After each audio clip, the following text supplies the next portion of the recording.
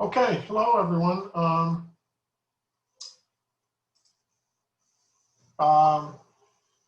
Oh, a couple more people to admit. Well, this is our last class before your test next Wednesday, so I did want to go over that for a moment, just to see that everyone understands that I've had some questions about it. So I don't know why I'm having trouble sharing my screen.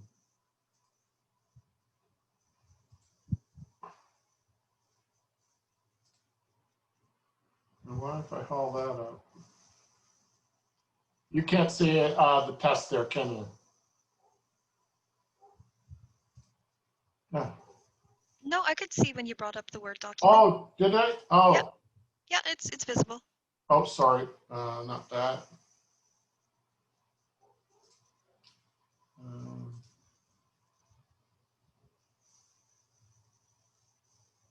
Do exit. There we go. Okay, so your test is next Wednesday, and I had some questions about this. I'm going to hand out the test, figuratively speaking. I'm going to email the test to you at noontime next Wednesday, September 30th. You're free to start at that time if you want to, but I don't know what people's schedules are, so you don't have to start at that time. It's designed to be an hour-and-a-half test, so if you start at 2:30, you've still got more than an hour, way more than an hour and a half to finish it. So you can start it at 2:30 if you want, or you can start it at noon if you want. You have to email it to me by 5 p.m. that day. So is that part clear? Nobody has any questions? Okay. There's two sections to the test. In the first section, I'm going to give you, say, 5 questions that require you to answer them in something pretty brief, like a paragraph. And they'll be fairly specific types of questions. And I haven't made it up yet, so I don't know, but it might be something like, what's the first test of proportionality in the Oakes test? Again, I'm trying to make something up off the top of my head. So, but it'll be very specific, so you can answer it in a paragraph or 2 at the most. You'll have some choice there. So if I give you 5 questions, I'll say you have to answer 3 of them. So that's that section. You don't know those questions ahead of time. The second section, which requires you to write a longer essay of a couple of pages, typed, double-spaced, 12-point font, that's the one where you will answer one of those 3 questions that's listed on this test study questions. I will only include 2 of those questions on your test. So to be really safe and prepared, you should prepare at least 2 of those.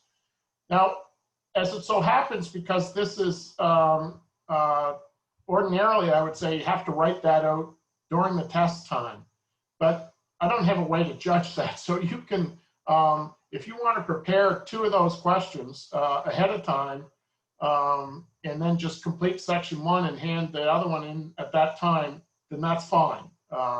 You can do it that way. But 2 of those questions, as you see there, 2 of those 3 questions will be on your test in section 2. You have to answer 1 of them. Finally, you can work together. That is to say, You can talk with your friends about this, whatever method you have of talking, whether it's online or in person, over the phone. But the work that you hand in must be written by yourself and yourself only. So I don't want to see the exact same answers or something almost exactly the same written by 2 or more people.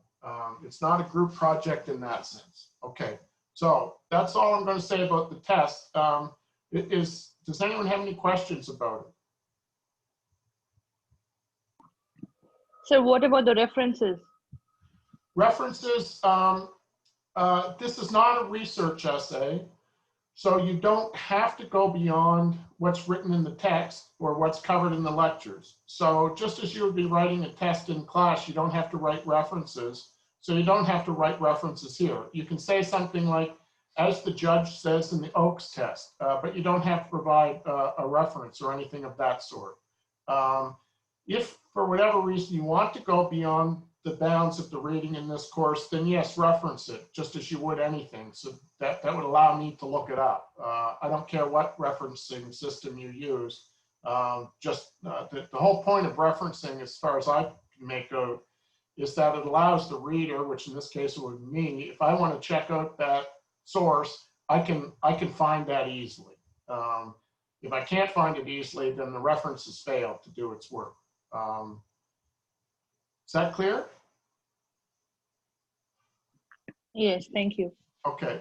I think that's it. Could I actually ask a content question Yes. about the quiz? Like just something I'm uncertain of? Okay. For legal positivism, social fact thesis, so I kind of get that it's the whole idea of based on convention and it's something that, we decide to do, as it were. But what exactly is a social convention? Or, sorry, a social fact? Social contract? A social fact. What is a social fact? Okay, the phrase is actually social contract. I hope I haven't misspelled that. There's like on the PowerPoints, there's the conventionality thesis, and then there's the social fact thesis. Oh, okay. I'd have to go back and can you read the whole slide to me? There's a quote from John Austin, and then like a heart response, and it's okay, valid, blah blah blah. Yeah. Okay. I'm going to have to go and look at that slide myself. So let me stop sharing this one, and let's go back and look at.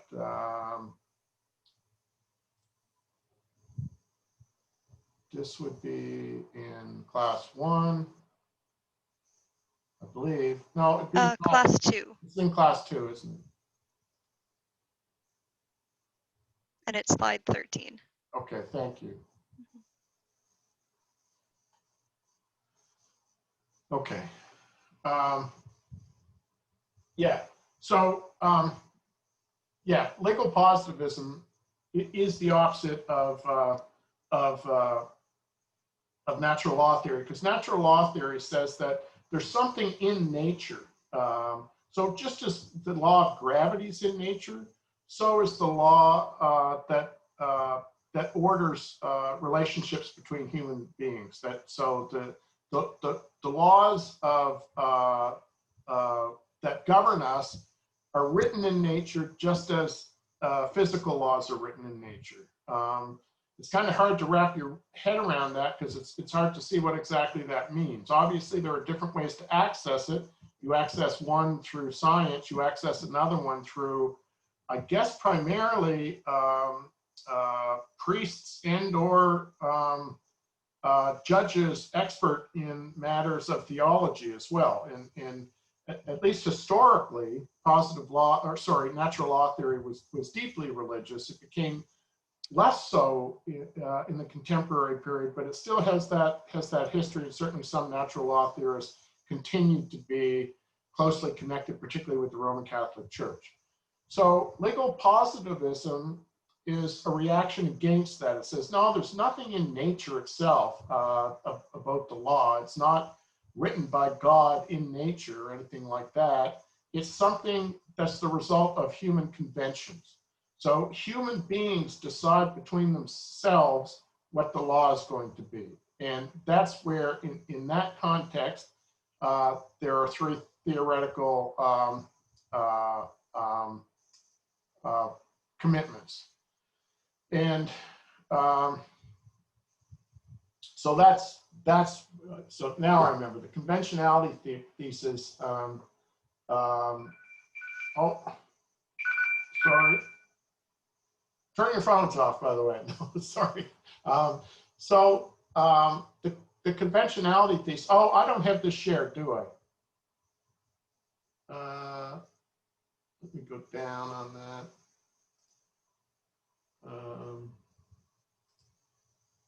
Let me share the screen.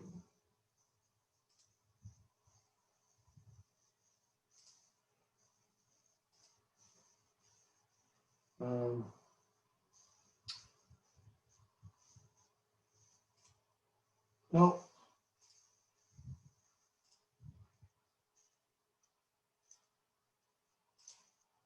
Okay.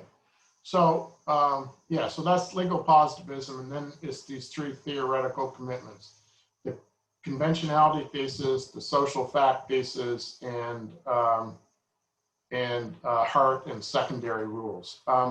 This is getting into some fairly detailed work that obviously you're not going to have time to get into in a great deal of detail, although if you do, that's perfectly fine. So the conventionality thesis is just what I was talking about, that the law is not something that's written in nature by God or anybody else. It's a human convention, or human. It's decided on humans that this is what the law is going to look like, as opposed to, say, God's law. And that's where something like a social contract theory comes in. Social contract theories imagine us all getting together, all people getting together, either literally or figuratively or symbolically, maybe it's a thought experiment, in deciding on what laws are going to rule us. So that's quite different than laws already being there in nature, put there by God, and us discovering them somehow. Here we create them by what we decide we want to be the law. So the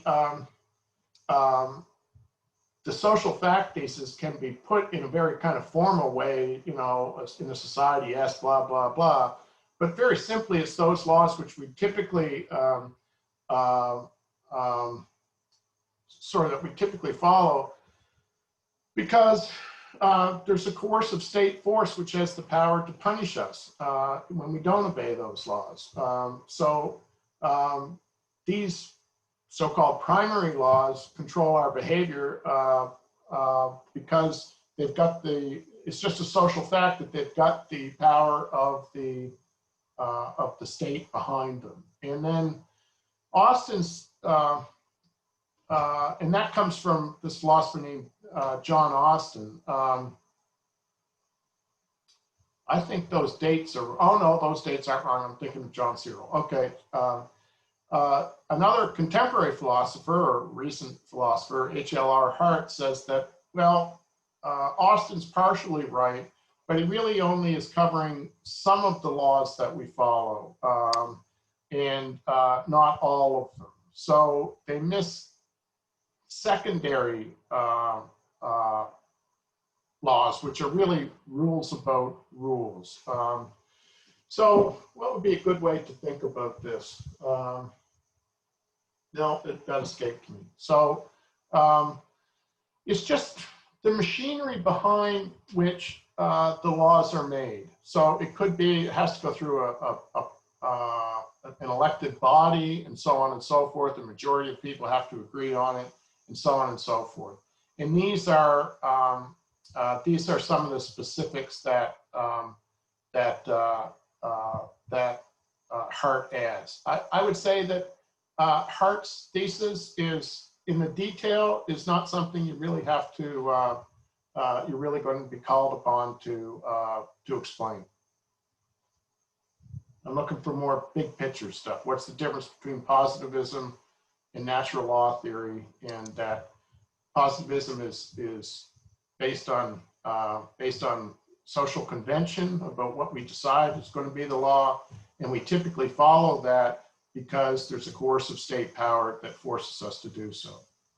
Hart just brings in the notion about how we decide in like a democracy, a liberal democracy, how those laws are established. Does that answer your question? That's very long-winded. No, absolutely. Thank you. Okay.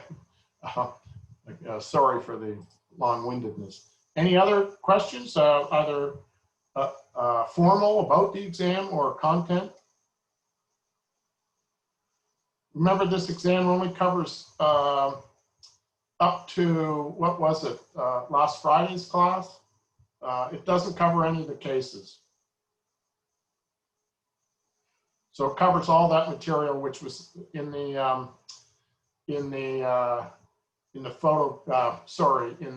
online article. By the way, have people ordered their books? Has anyone ordered a hard copy of the book and not received it yet? No. I'm assuming that ordering the ebook, you get it instantaneously. Is it the one, the Canadian Cases in Philosophy of Law? The philosophy of law, yeah. Yeah, Canadian Cases in the Philosophy of Law. Yeah, I have the hard copy of it. Okay. How long did it take to arrive, Sanchita? No, I did not order it online. I already had it because my friends had it in 4th semester. So, Oh, okay. yeah, so that's what I just bought it. Okay. It didn't take over 2 weeks. Okay. Shipping. And did anyone order the electronic copy? I'm assuming that just downloads right away. Okay, it took 3 days, about a week. Somebody's still waiting for it. Yeah. Nick Vance asked if about the content. Yes, it's that first online article. Whatever that was from the Internet Encyclopedia of Philosophy. Not anything from the textbook. There's nothing in the textbook about the ones which you taught. So there's no theories there. They're just cases. If we go back and let's have a look-see at the outline.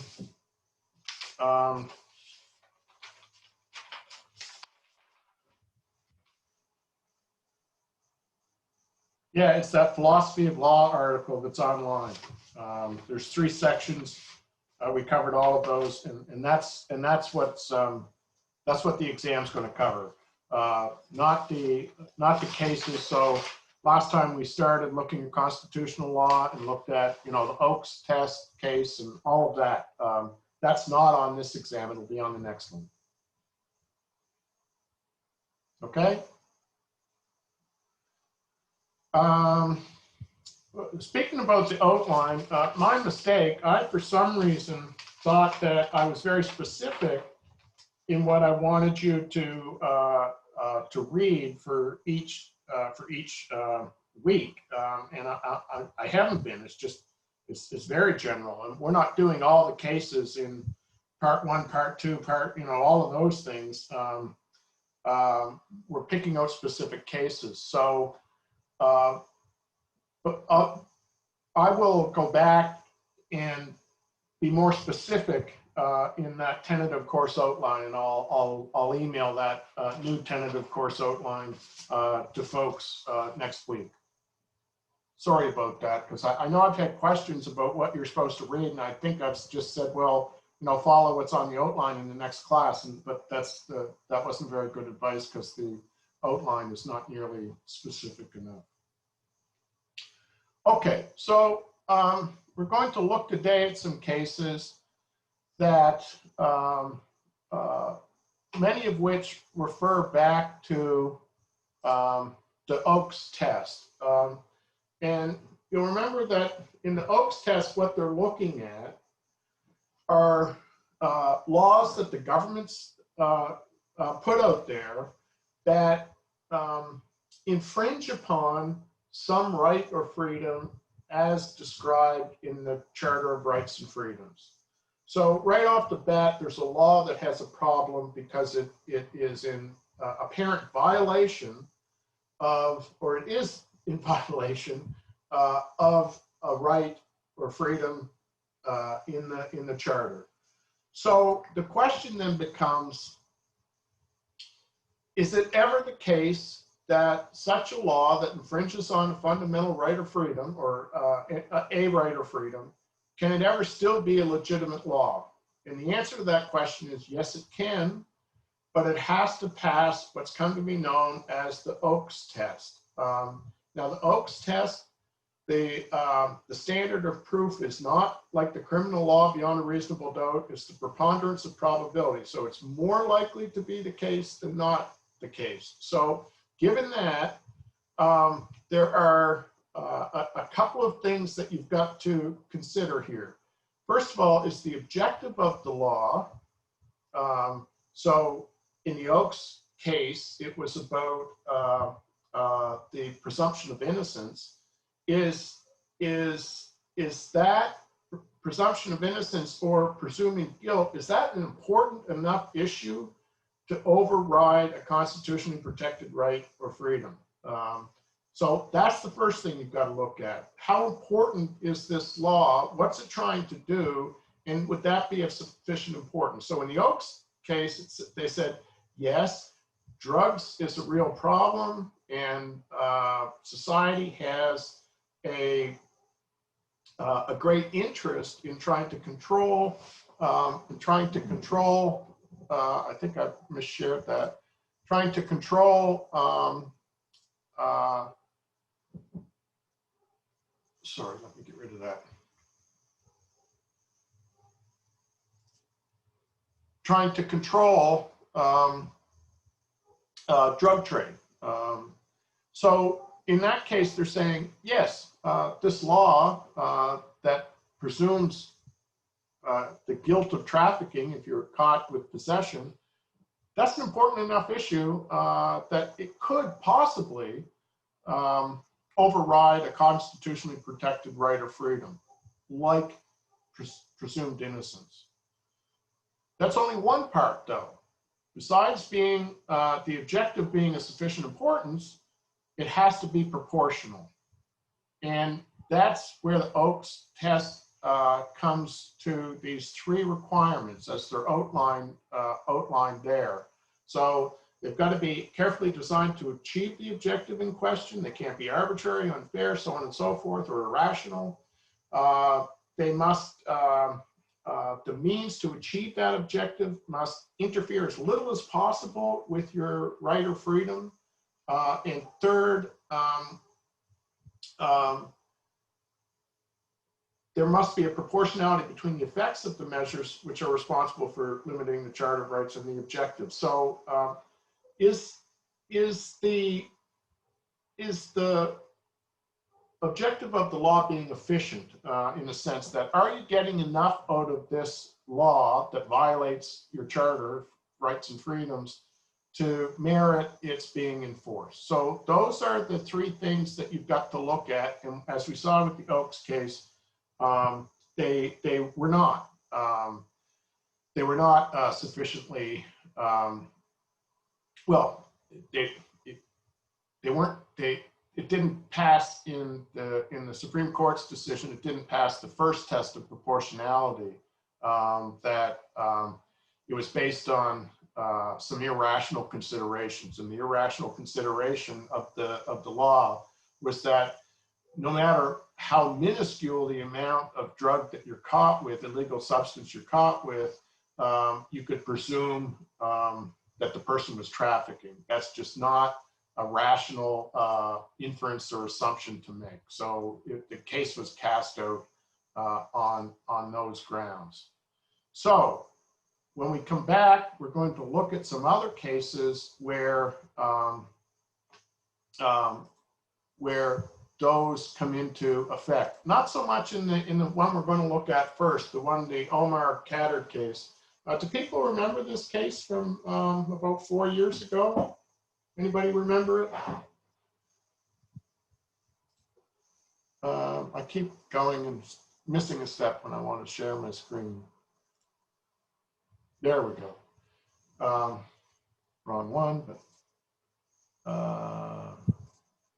okay.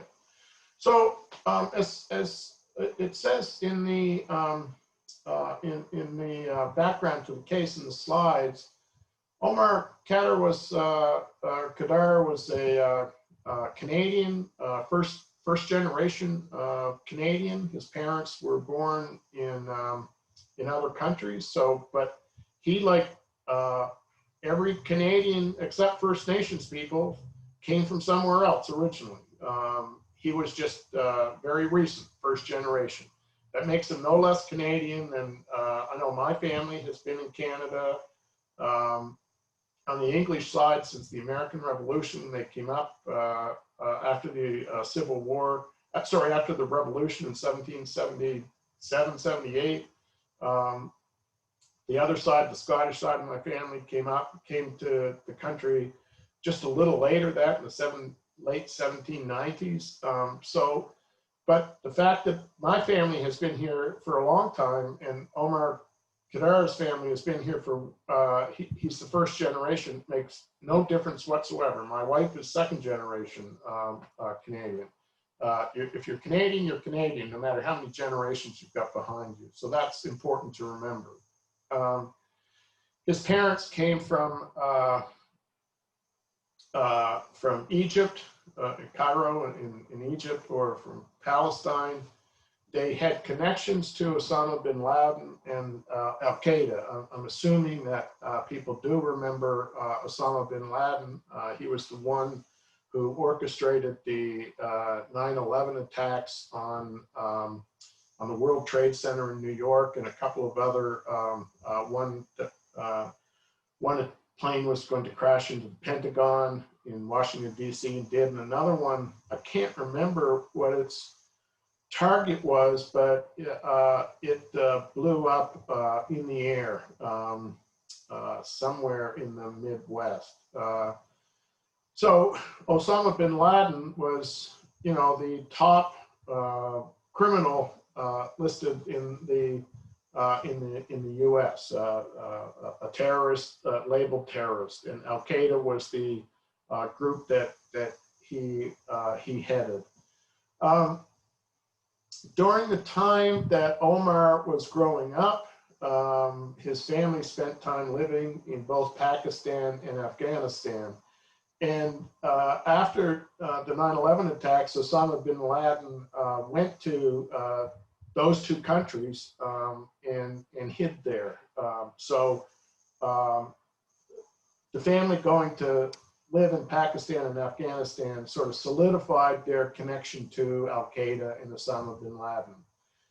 When he was 15, Omar Khadr was involved in an incident in Afghanistan where he allegedly threw a grenade at a group of American soldiers and killed one of them and injured another. Whether or not he actually did this, I think is still in dispute, although he eventually did admit to it, although he says he admitted to it so that, because not admitting it, he says that they were convinced he was guilty and they weren't going to listen to him. And if he pled guilty to the crime, if he confessed, he thought that he would eventually get to Canada instead of being stuck in Guantanamo Bay. But what's Guantanamo Bay? Where is it? Anybody know? Maybe in Cuba. Yeah, it's a little part of Cuba that the Americans managed to keep a hold of after Castro's successful takeover of that country in 1959. And the Americans still keep a base there. And it's a base, obviously not in the US and not in a friendly country, so they don't have to worry about whether Cuba likes them being there or not. Or so the Americans think that this base gives them the opportunity to do all kinds of things that they wouldn't get away with doing if it was a military camp in the United States. So back when after 9/11, when the Americans went to war with Afghanistan and really, in a sense, went to war against Al-Qaeda in Afghanistan and Iraq, they did not refer to the people that they caught, who they thought of as terrorists, not exactly a state military. They labeled them as enemy combatants. Does anyone know the reason why the Americans used that term instead of a prisoner of war?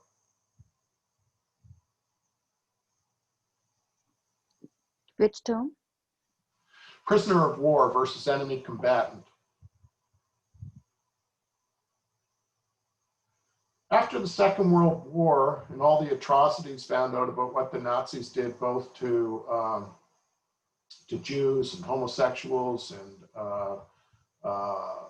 Romanians and and captured soldiers from the opposite side, there was a convention signed in Geneva, which is a city in Switzerland.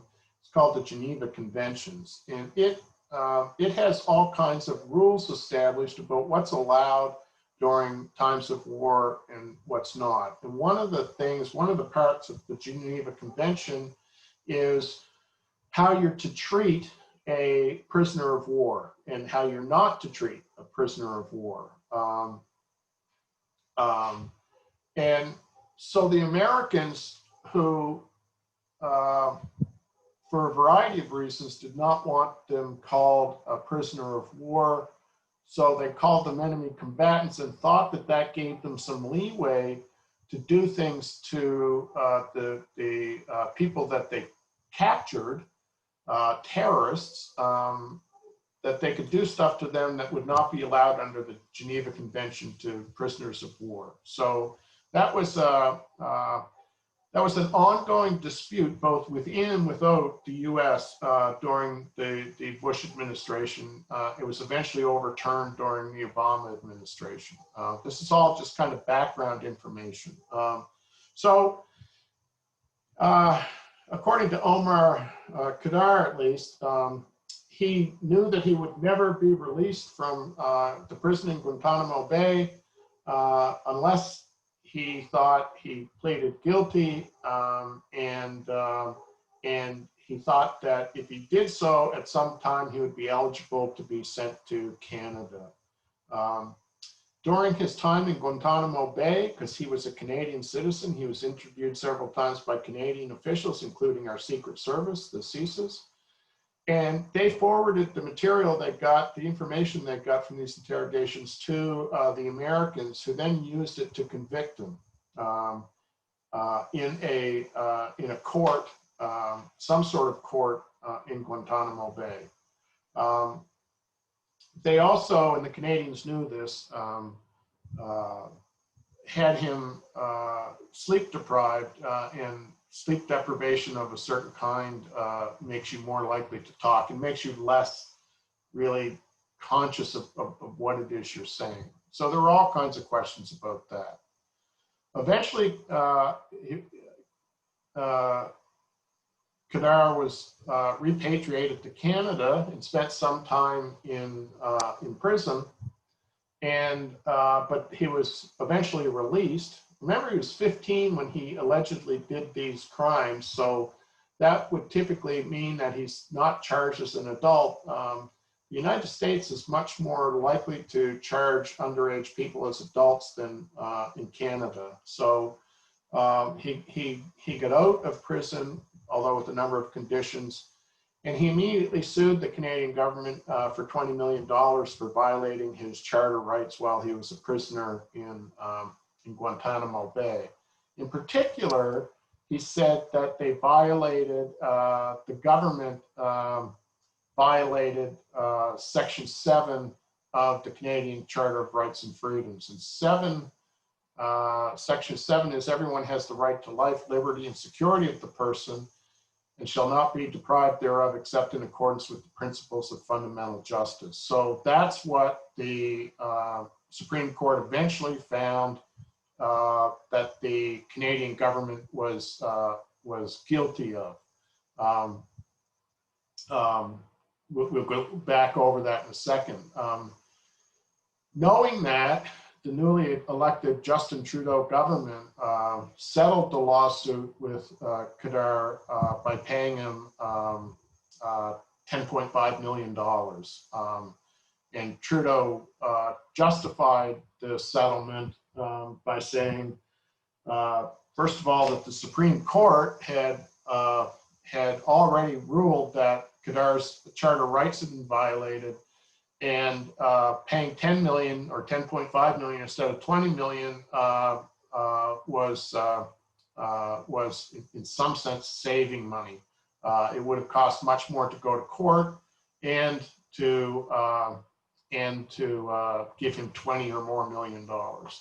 But it was hugely controversial in Canada and in the States.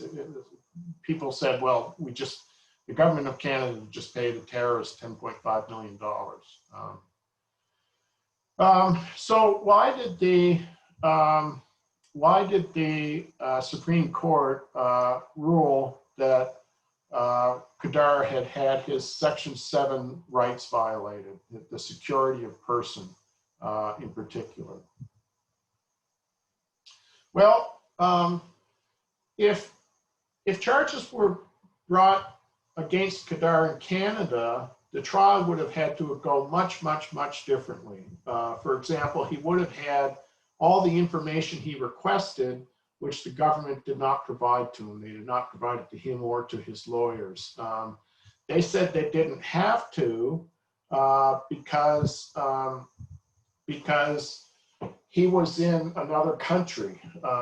He committed the acts in another country, and he was being tried in another country. And so the Canadian Charter of Rights and Freedoms, the prosecution said, which was ultimately the government of Canada, said was not in force, despite the fact that Khadr was a Canadian citizen. The government tried to justify its position that the Charter of Rights and Freedoms didn't apply in this case because of a ruling, Regina v. Happ. In that ruling, it dealt with some money laundering somewhere in the Caribbean, and the people who were charged, I guess Happ, said that their rights were violated.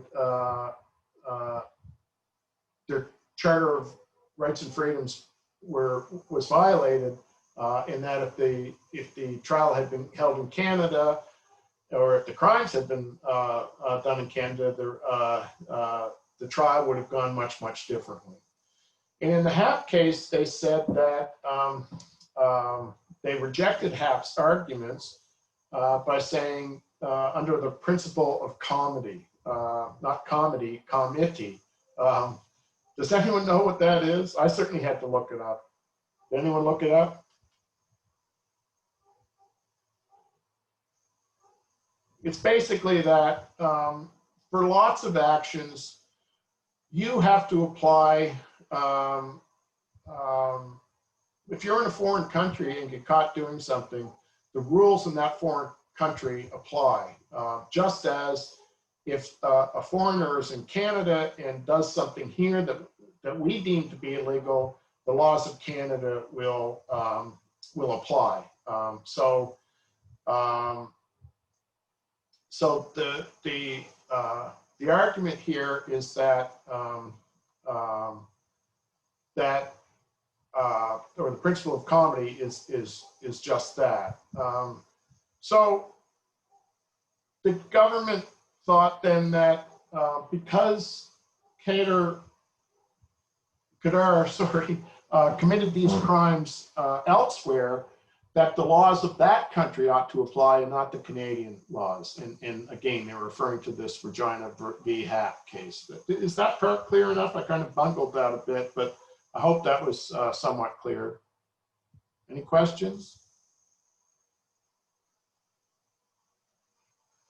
The problem was, according to the Supreme Court, is that the RV Happ case is not really relevant in this particular circumstance, because in the RV Happ case, there was nothing about, there were no violations of international laws or fundamental human rights. So it wasn't a case that really dealt with any of those sorts of things. And it, and at least arguably, the case with Khadr did involve violations of fundamental human rights. And so Happ wasn't necessarily appropriate. If indeed the procedures at Guantanamo Bay didn't violate fundamental human rights, and the court found that in fact they did. And they actually referred to US Supreme Court's rulings about this exact thing, that the prisoners held in Guantanamo Bay were had their fundamental human rights denied. The first one in the case, Rasul v. Bush, had to do with habeas corpus. What does that mean, habeas corpus? Anyone have any idea? I know one person will know this. At least one, sorry. Habeas corpus is a writ. Yes, and do you know what it means literally? Literally, it is kind of. What does it mean to have a writ? Sorry, I didn't understand. Sorry, you said, what did you say habeas corpus was? It's a writ. Like there are 5 kinds of writs: habeas corpus, mandamus, certiorari, prohibitory, and damages. Okay. So and habeas corpus is one of them, and it what means kind of writ is it? like it's usually it happens in the jail. If suppose somebody is in the jail and we want the judge, like suppose I'm an advocate, so I can just say that yes, I want the person to ask the person to come in front of a judge.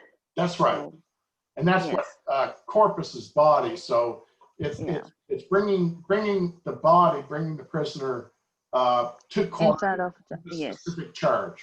And the problem was in Guantanamo Bay, lots and lots and lots of these so-called enemy combatants were never charged with anything and never brought to court. So that's one way in which the enemy combatants or the prisoners in Guantanamo Bay had their fundamental rights violated. The other way came up in a case called Heminaden versus Rumsfeld. Rumsfeld was the US Secretary of Defense at that time, and they determined that the military commission order under which investigations were conducted in Guantanamo Bay were unconstitutional and did not follow the rules of the Geneva Convention. Remember, I said earlier that the whole reason the US started calling people enemy combatants is they hoped to escape following the Geneva Conventions. And the Supreme Court of the United States eventually said, no, you can't just define away the Geneva Convention by calling a person something else.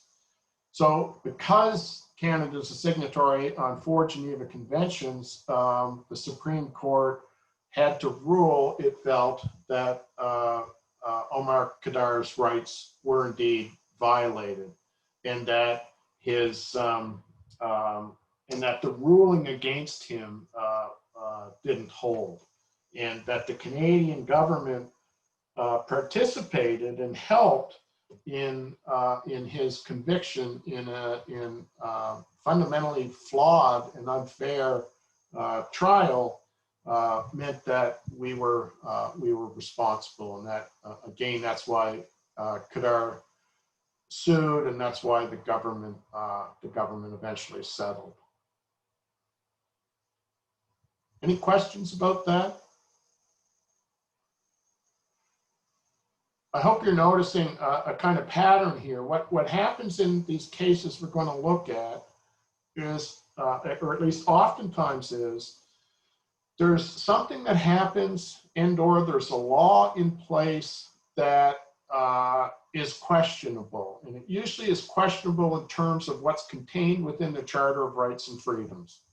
And they have to go to the Supreme Court, and the Supreme Court has to decide whether, for example, in the Oaks case, it had to decide is the law which said, no longer says, which at that time said, if you're caught with possession of a drug, it doesn't matter how much you have, we're going to assume that you are, that you're guilty, or sorry, that you had the intent to traffic, and you're going to have to prove your innocence. So that was what the charter was about there. In this particular case, it was about whether or not the security of life, liberty, and or the principles of life, liberty, and the security of person were violated. Okay? So we'll keep coming back in all the cases. There will be different circumstances and different facts about the case, but in almost all the cases we're going to look at, maybe all of them, is going to then refer back to some part of the Charter of Rights and Freedoms, and the Supreme Court judges are tasked with interpreting the Charter of Rights and Freedoms in light of the specific circumstances of the case.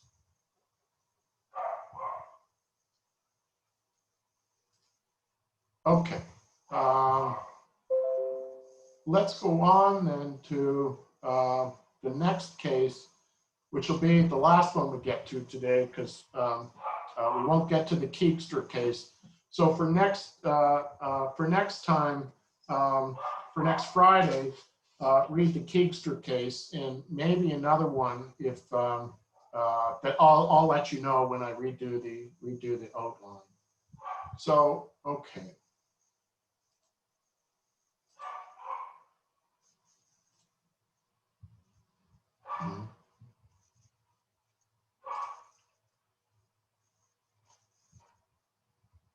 Okay. Anyone recall what the Harvey Big M drug mart case fundamentally involved? Yeah, this case was held in 1985. Yeah. It's a Supreme Court of Canada case. In this, the law was challenged, as the story behind it was earlier the Lord's Day Act was there. It means on the seventh day, that's the Sabbath, that was known as Sabbath at that time, was to take rest. That was a holiday. Right. So after this case, it was not mandatory for everybody to close their stores. So after this case, Big M Drug Mart, the Lord's Day Act was no longer existed. Right. So the Sabbath day is equal to seventh day means Sunday. So that was not, it was not mandatory to close the stores. Right. You're absolutely spot on. I grew up under this law.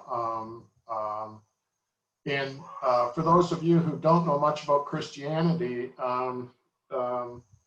according to the Christian belief, God created the universe in 6 days, and after he finished, he took a day of rest. And so that's on the seventh day, Sunday, and that was to be this, you took a sabbatical, or that was the Sabbath. Different religions have different days where you're not allowed to engage in certain activities. I think for both Jews and Muslims, it's Saturday.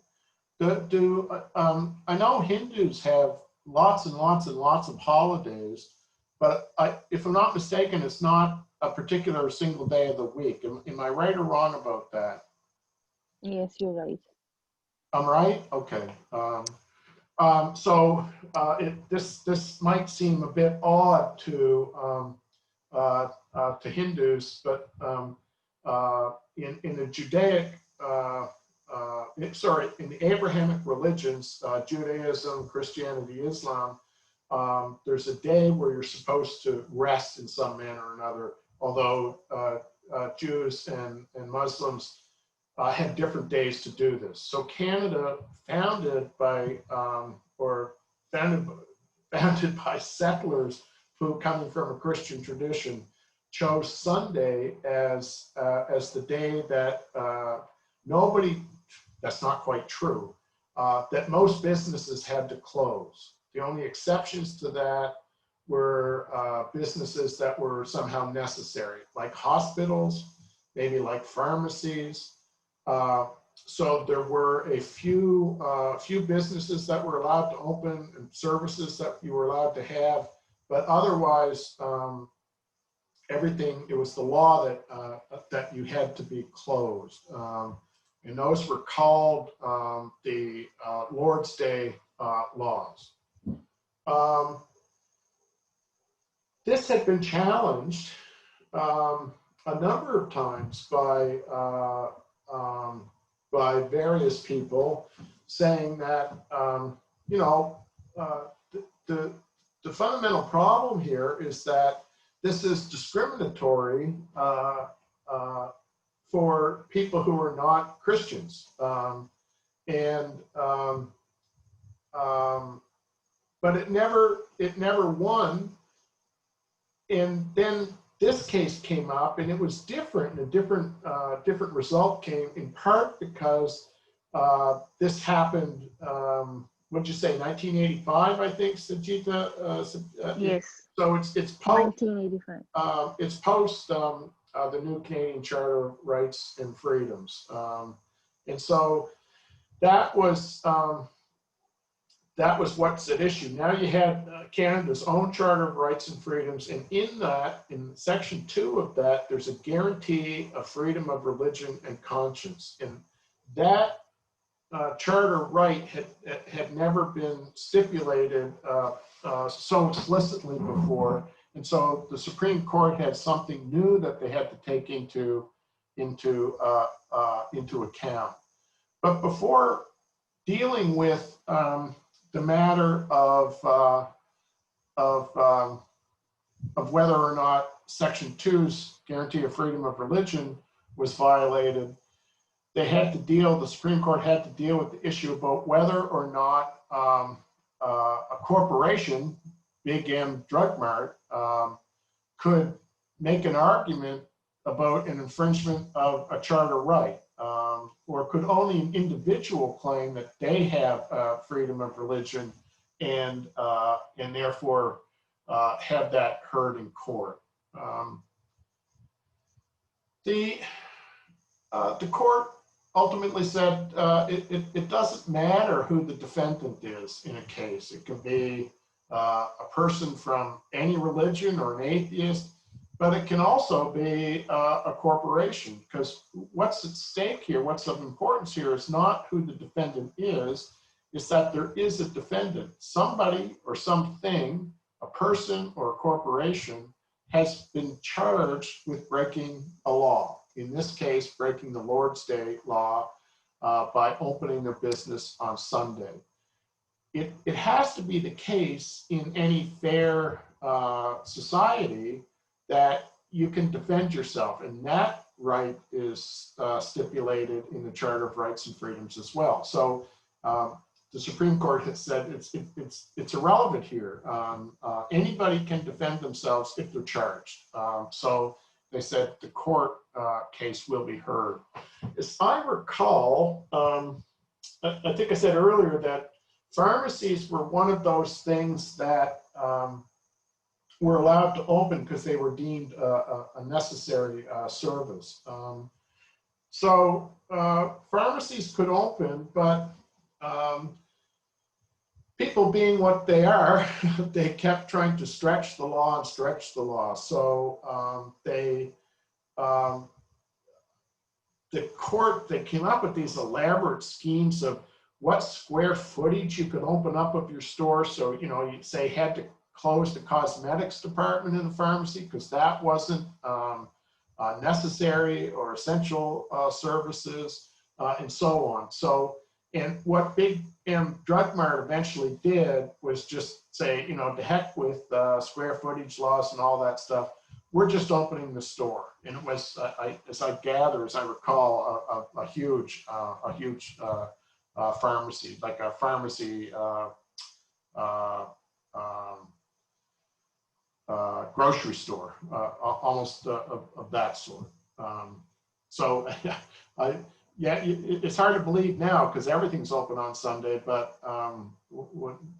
even when I moved to Cape Breton in the 1990, most things were closed on Sunday. And when I was in Ontario in the 80s in graduate school, I remember things like you couldn't, the bars weren't allowed to open, so you couldn't get a drink. And then it changed so that, well, you could get a drink if you ordered a meal, and then again, that sort of thing, it stretched out and the laws became so unwieldy. But anyway, all that eventually changed in a large part because of Big M Drug Mart, even though it took time for provinces to eventually come into step with the law. So the case could be heard.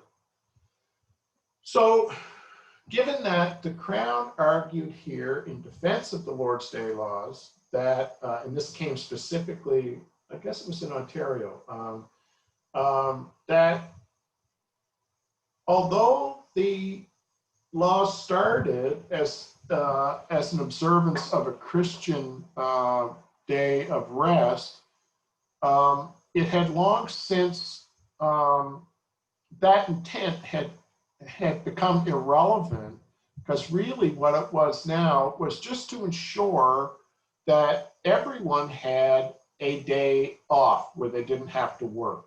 So the intent of the original law may have been religious, but they said that's actually been lost in this more secular type of law now, which simply mandated that everybody was given a day of rest from work.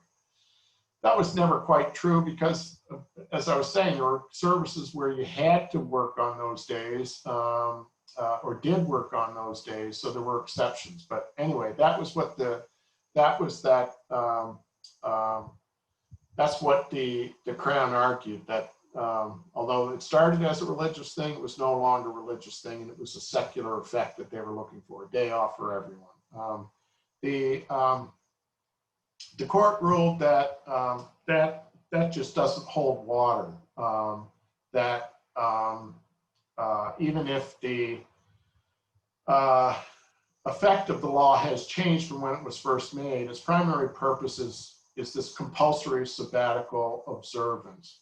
And what this case will eventually come down to, and I think I'm going to end here because we're not covering this on the test, so we're just getting into it. So I think I'll end here. But the whole thing had to do, or one of the things had to do here with was, well, look, if you're a Jew or a Muslim and you're strict, you strictly adhere to your day off regulations, you can't open on Saturday because of your religious beliefs. But then because the state imposes mandatory shutdown of businesses on Sundays, then if you're a Jew or a Muslim, you have to be closed 2 days a week. One for personal religious reasons, one because of the law, which was originally based on another religion's sabbatical. So it was then fundamentally unfair against Jews and Muslims, and they had the right under Section 2 of the Canadian Charter of Rights and Freedoms to freedom of religion. And they were essentially being discriminated against on the basis of their religion by being forced to close on Sundays when they already had to close on Fridays or Saturdays, sorry.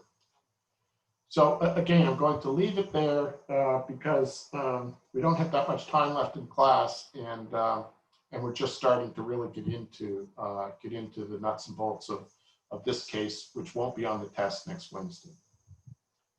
Okay, so anyone have any questions about the test? You can, of course, email me if you want. And if your questions are really too much for an email conversation, we can always talk to one another on the phone or something else. So if you have any questions, please feel free to ask me. The test covers only that material covered in that philosophy of law internet article, which you accessed. Not any of the cases or not any of the textbook is being covered in this test. And you're going to have some short questions to answer. You will not know what those questions are until the day of the exam. You do know that 2 of the 3 questions on your exam, on your test study sheet, are going to be on the exam. You're going to have to answer 1 of them. So if you want to prepare 1 of those or 2 of those beforehand, feel free to do so. You're still going to hand it in when you hand in your whole test next Wednesday. I'm going to hand out the test. I'm going to email you the test by noon on Wednesday. You can start working on it then or wait till regular class time at 2:30.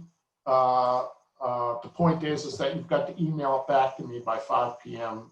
Next Wednesday. Okay?